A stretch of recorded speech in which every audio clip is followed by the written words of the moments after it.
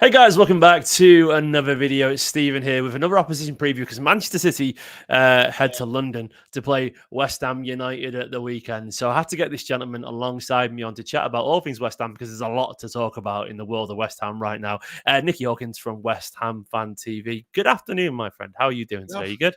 I'm very well, mate. I'm very well. I'm not too pleased after the performance last night, but we're in the hat, so I can't complain.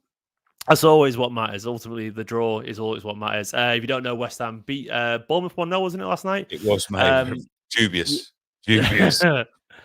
well, you're through, so you'll take it. You're into the next draw. Yeah, I mean, I saw the stuff going on last night about the seeded draw and all that kind of stuff. And even as a City fan, I felt that I'm not a fan of that stuff, man. I don't feel it. I feel like I know there's the clashes and all that kind of stuff, but ultimately, yeah, deal with it. It's your choice or not. And like, it's complicated. I think it's nonsense, and I get the arguments for it, but I don't really like seeded stuff. But either way, West Ham are going to be drawing in that draw alongside us and all that kind of stuff. So we'll see how we get us on.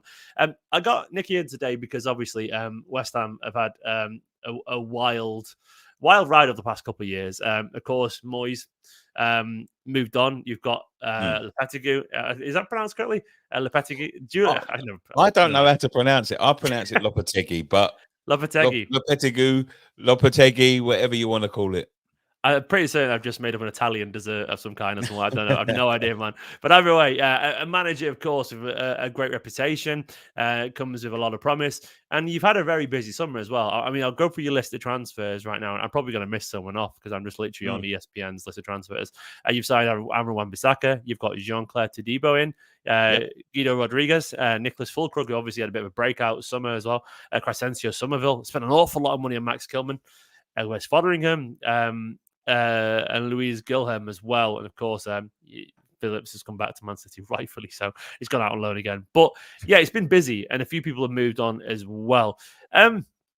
So, Nicky, as it stands now, the window's about to shut. So the squad feels more or less settled. I don't know if you're going to do any more business, but it's a good time to sort of have this chat with you because you sort of know where you are, where you stand right now as a West Ham fan. It's not the start of the season. You know where the transfers have done. What's the current mood around the West Ham camp? It's one of excitement, I think, but it's always going to be tough. And I said this from the start. We moved on from Moyes. I do respect Moyes, and I'll never forget that. I got a shirt on now. I went to Prague in 2023. So I was lucky enough to be there on that fateful day. But I'll never forget the things that David Moyes did for us. But there was a time. It was a time when I feel like his reign was becoming a little bit stale. He's no Pep Guardiola. Let's be honest. He's not going to reinvent the game. He knew what he knew, and I think with the likes of Pep Guardiola coming in, I think the game is moving people like David Moyes on quite. It's passing them by.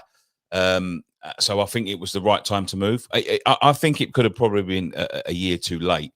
So there was this sort of this impending feeling of doom, with the ball. They've never really backed any manager.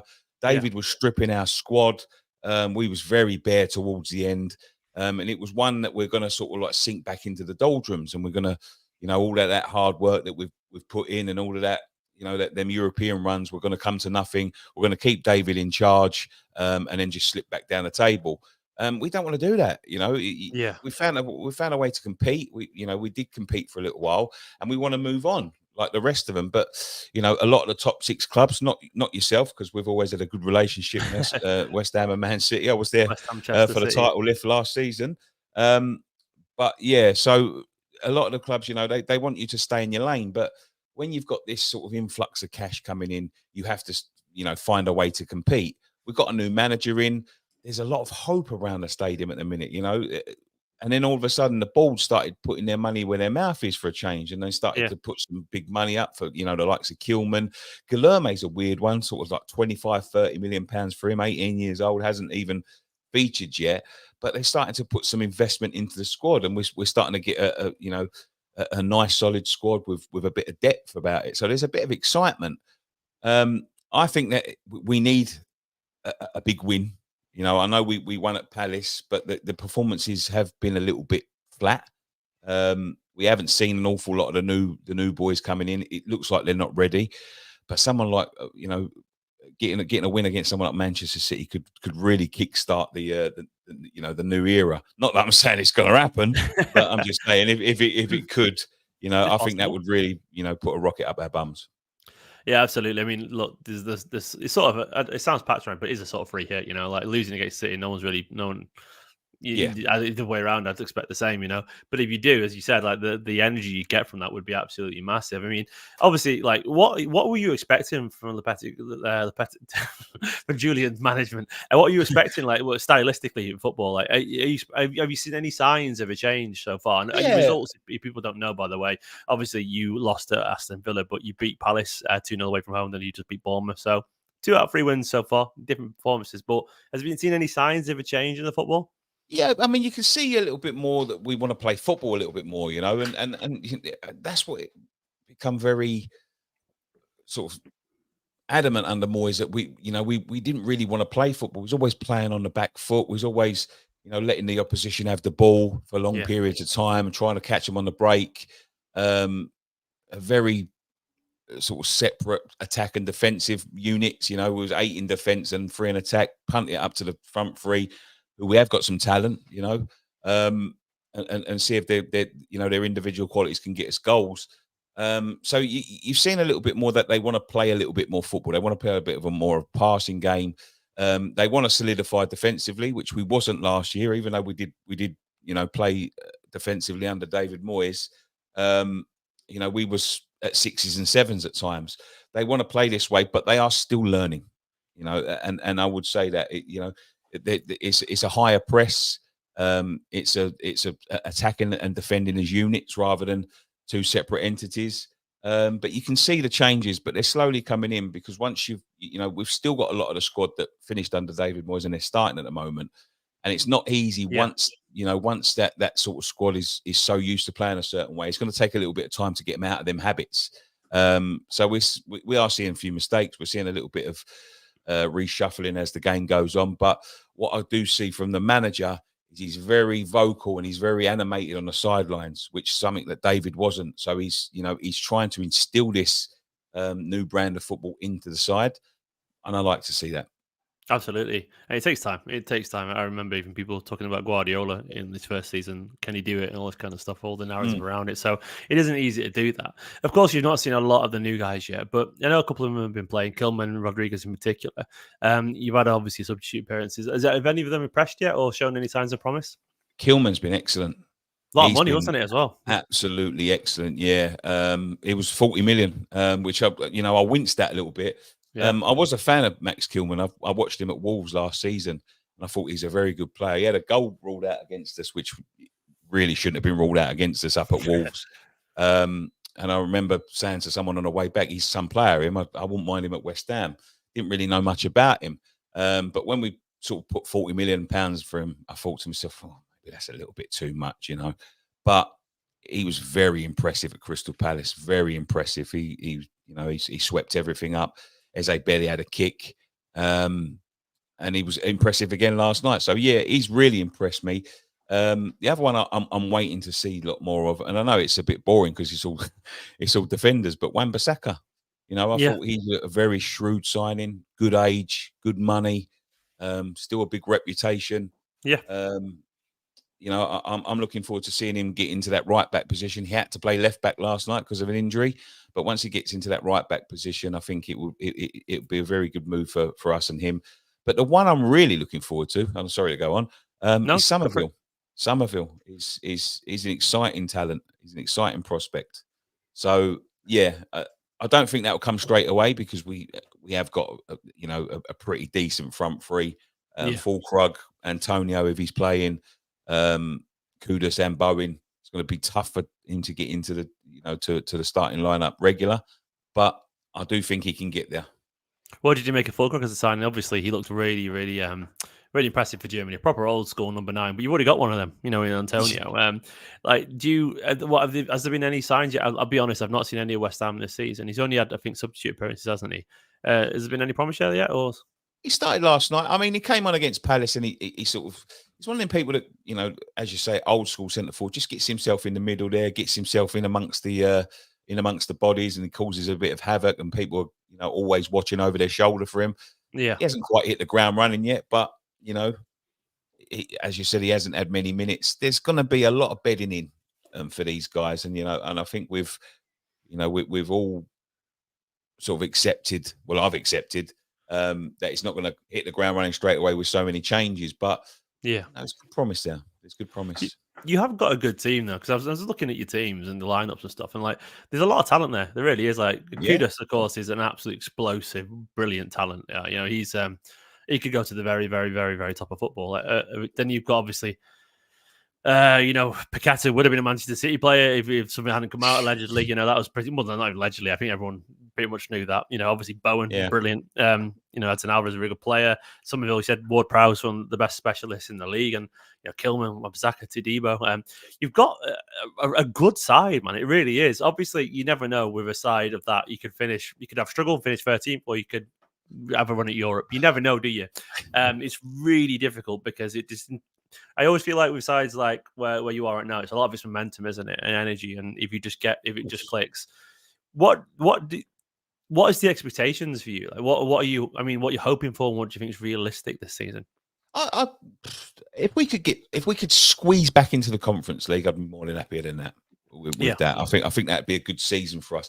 As I say, I don't expect everything to hit the ground running. It's a big rebuild. We was very, as I said, we was very, very bare last season. You get a manager in and he has different ideas, so you've got to adapt your current players into the new system. See who works, see who don't. Do a bit of shuffling about. So I wasn't expecting the best of start. So that Aston Villa loss for me, it wasn't a huge surprise. But even saying that, we could have got walloped against Villa. They're a good side. Mm-hmm. But we wasn't too far away. We was, a cat's whisker away from getting a draw that day. Then we go and beat Palace. Then we go and squeeze past Bournemouth. So there's, there is good signs there that we're keeping clean sheets. There's good signs there that we're in decent shape. But I'm not expecting them to to set the world alight straight away. But if we could, as I said, if we can squeeze back into that Conference League, I'll take that all day long. I had the time of my life in that Conference League. I've never enjoyed myself more than traveling around Europe and then watching us win the trophy at the end of it. But I take that. But the future's looking good. We're building well. Yeah, and you're in a good spot. I mean, it's funny because you talk about last season being a sort of threadbare, but you still finished ninth behind, only but 1 point behind, one place behind United, which I absolutely loved. So you're still up there. It's not like it was a poor season. Obviously maybe underwhelming by the previous year's expectations and with the signings you made and so on, but. You're placed well, I would say, and even if like you've signed several players, but even like 4 of them kind of really hit, that'll be enough to really push West Ham on, I would argue, because you don't need every single player to be brilliant. Some can just come in and be squad players. No. Yeah, I mean, if Somerville is the star that you hope he is, and Kilman carries on, and then Wan-Bissaka locks it down at right back, Todibo, really good player. If they all connect with the players that you've currently got, things could be really, really good. Of course, you got City at the weekend. I was there as well last day of the season. It was a sort of nothing game from West Ham's perspective. Obviously you had no expectations from that game. City won it. It's going to be a very different game. I would reckon City's team looks different. What kind of lineup can we expect from as City fans against West Ham? Have you got an idea of a general 11, or maybe even tactically what you can expect West Ham to do for this? I've got an idea. I've got a feeling he might try and close up shop here. I've got a feeling he might go because I've heard, I haven't seen it, but I've heard he likes a 5 at the back sometimes. So there could be a scope for a 5 at the back. I hope he doesn't, because as I say, we don't want to. I think the last few games we've seen so many sort of silly mistakes. Yeah. So I don't think City's a game where you should really be trying. I mean, if you lose, you lose. That's the way it is. You know what I mean? So, but I'd like to see us have a go at City. It's still early on in the season. Anything can happen. There's everyone's got new signings. Everyone's used to getting back from sort of international tournaments as it happens, and there's an international break straight after this, which I think is ridiculous after an international tournament. But if there's a time, City, they're pretty formidable force. Let's be honest. But if there's a time when you can catch them, it's at the beginning when they don't quite hit that stride, because once you get to Christmas, they start hitting their stride, and it's very hard to knock them off their path. So. Yeah, I'd like to see us give them a go, to be honest. As I said, we've got some talent. Forward talent, especially. The likes of Fulkrug, the likes of Kudus, the likes of Paquetá, the likes of Jared Bowen, where we could score. If we could surprise City and go at them pretty early, I think we could surprise a few people here. No, I agree. There is always a time to get City. It's always this time of the season, and I do.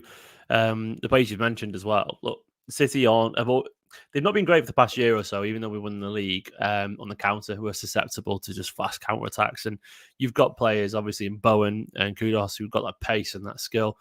And you've got the classic centre forwards. Antonio is great. He loves a physical battle. Yeah, people like Diaz and that. They revel in it, and I can imagine. I wouldn't be put it this way. I do think you'll score. I don't know what score it'll be, but I do think you're going to score because we're not as solid as you were a couple of years ago for whatever reason. Like Rodri won't be back either, so that'll affect things a little bit. Obviously the midfield's still really good, but we're not at full strength. There'll be no Foden, there'll be no Rodri. This is the bit obviously when you sort of try and. I always do like a head and a heart prediction. I know and you don't have to, but if you want to, you can go for it. My heart says we can get a draw out of this one. I'm going to say a 2-2. But I've got to say this. My head says we're going to lose. It always. I mean, you'd be a stupid man to predict a win against Manchester City. I think you would it's hope more than anything. But my head says a 2-1 loss. But I'll take that. I'll take that. If that's the way it goes, I'll take it.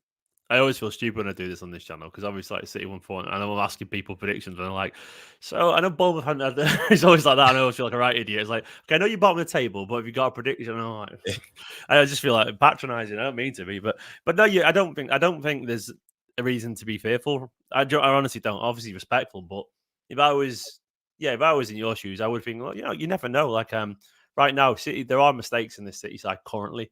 There are goals to concede. We do it a lot, especially on the counter. And I think West Ham, especially at home, you'll score. I'm almost certain. Then after that, it depends if you can keep Haaland quiet, and you might have a day where he misses his chances, and you never know, man. You never know. You watched us last night against Bournemouth. We give away so many stupid passes, and I wouldn't do that. Made so many silly mistakes in our own half. And if you do that against someone like City, someone like Haaland's going to punish you all day long. He looked fired up this year. Yeah. Annoyingly for everyone else, but not for City fans, thankfully. The Euros, lack of Euros for him, just chopping wood in Norway, apparently, in the hills. That's what he was up to. He's something else, isn't he, that guy? I'm telling you what. He doesn't built in a lab, human, mate. At least I don't get the narrative around him sometimes. The people try and argue he's brilliant. I think it's the stupidest thing in the world. Like, literally, he's an absolute perfect. He's like someone made a striker, and like, yeah. And he's only 23, 24. He's only young still. Like, everyone expects him to be, what everyone compares him to, like, Drogba's hold-up play when Drogba was 30. So Drogba got like a third of the goals or whatever. And it's like, come on, man, give him time to grow for what. He's even still growing. It's crazy. Anyway. Yeah. Nicky, thank you so much, mate. It's massively appreciated. Of course, go check out West Ham Fan TV. There will be a link in the description below. I realise I've not tagged the channel properly. I'll do that after finishing this video. It's because it's in StreamYard. It doesn't let you tag it in StreamYard. You do it. It's boring technical stuff. But I think I'm going to do something for your channel in reverse, right? Yes, mate. We'll have a little chat on my channel. Nothing as organised as this, but we'll have a little chat. No, this is the sort I have to edit afterwards. Guys, thanks for watching this. Check out West Ham Fan TV. Let me know your predictions and what you expect from West Ham and who we should be looking out for ahead of that game. My preview will be up tomorrow as well. For now, though, in a bit, have a wonderful day. Thank you once again to Nicky for being a superstar. And hope West Ham finishes above United. That's what I want this season. In a bit, bye-bye.